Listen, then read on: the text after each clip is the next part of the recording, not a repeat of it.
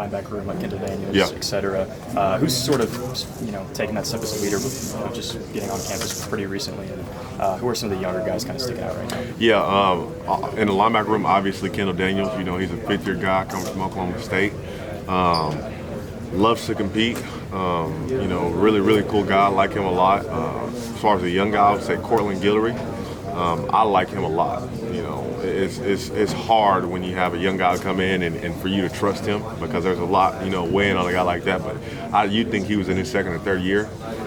Carries himself like a pro. Who else we got over here? On the offense side, I'd say Michael Fasusi and Ryan Foje. Those are young guys that I think are really mature. But they got a lot of good leadership too. So I would say that too. So obviously you've been here a few years, but I think this might be the first time Norman's seen a schedule like this in general. Is that something you look at, in the offseason, looking ahead to sort of who you're going to play the season, or is it just day by day? How do you sort of approach that?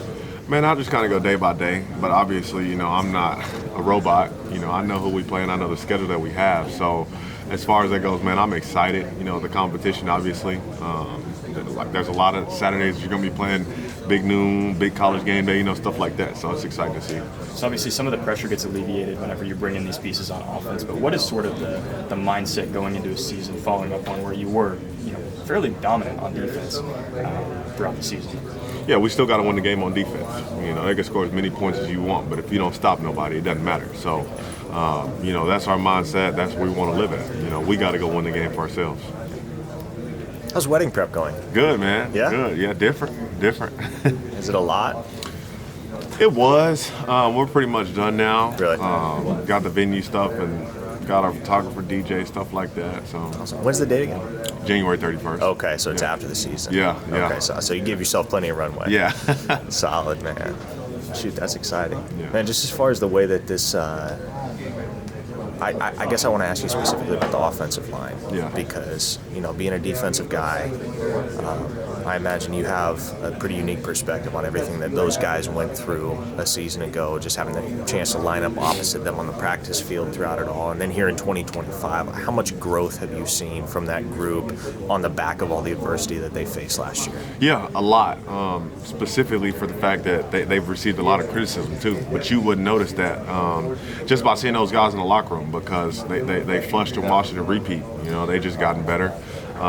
Fabechi's a guy that's learned how to lead a little bit.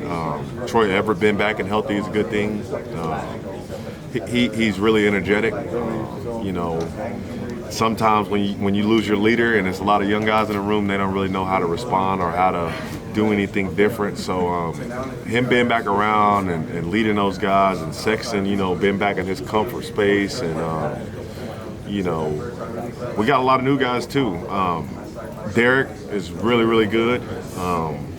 Probably one of the best tackles that I've seen since I've been here, and I've seen a lot. Wanye and Anton. So he's up there. He's really, really good. We got some pieces to be better there, and they've shown that. They've given us some fits on defense, and we're kind of like, that was good. So I'm excited for them to get out there and just show what they've been doing over the past year since the season ended. So it's exciting, man. How much of a leap do you think Sammy can take this year? A big one. Sammy can do anything Sammy wants to do if he wants to do it. And I'm on Sammy harder than I am anybody else, because I don't think he understands how good he can be. But it's coming from a place of love, because I want him to be better than anybody that's coming. That if you truly care about the guys in your room, you believe that. So, I told Sammy in the summer, if you want my job, come and take it, because at the end of the day, it's going to make everybody else better. And if you're the best man, you're the best man. But either way, you're going to evolve from doing that. Where do you feel like you've seen the most improvement in your game throughout the offseason? Yeah, for me, man, just working out in space. I felt like I wasn't necessarily hurting the team there, but I wasn't the best. So everybody's always known me to be a head smasher and all those things. So, I was just trying to evolve my game in spaces that I didn't necessarily had in high school, I would say. So that was my biggest goal for the offseason. How much have you guys as a defense kind of taken a communal approach and just replacing the leadership that you lost with Billy and Danny and Ethan all graduating, versus how much have there been certain guys that have really taken that step forward and taken it upon themselves to help lead the ship, as it were? Right. Everybody who's necessarily a leader, we all came in together, so we all lead in different ways. I'm probably the most vocal, probably the guy who goes and rips everybody, but everybody has a different approach, and so that's the good thing about when leaders do lead. It's important to see, or exciting to see who will step up. There's a lot of guys who want to lead, and that's a good thing. And not all leaders are old guys. We got a lot of young guys who want to lead, and the hard thing to do now with NIL is to lead. And so when you got guys around you who want to, be led and want to be critiqued and all that is a good thing.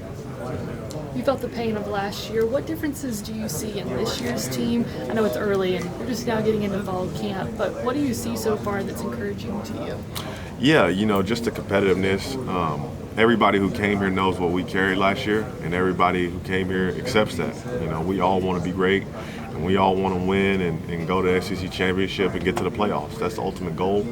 And so, the GM and Coach V, they brought in guys who want to accept that and want to come here and be great.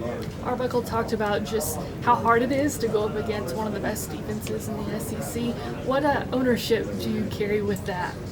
A lot, because if we're one of the best defenses in the SEC and they go against it every day, they're automatically going to become one of the best offenses. That's just how it goes. It goes hand in hand when you do things like that. But they give us fits. They will ultimately make us better. We'll make them better, so that's a good thing. What do you see from John Mateer giving you fits? Yeah, he's really good. He's really good with his eyes. He's obviously one of the best passers in the country, but he's also a really good runner. He's probably talked about most as a runner, but he can really throw the ball in every hole, every window. He looks you off a lot. He's really good. So, when you have somebody at the helm who can do that, it opens up a lot of other things. Kobie,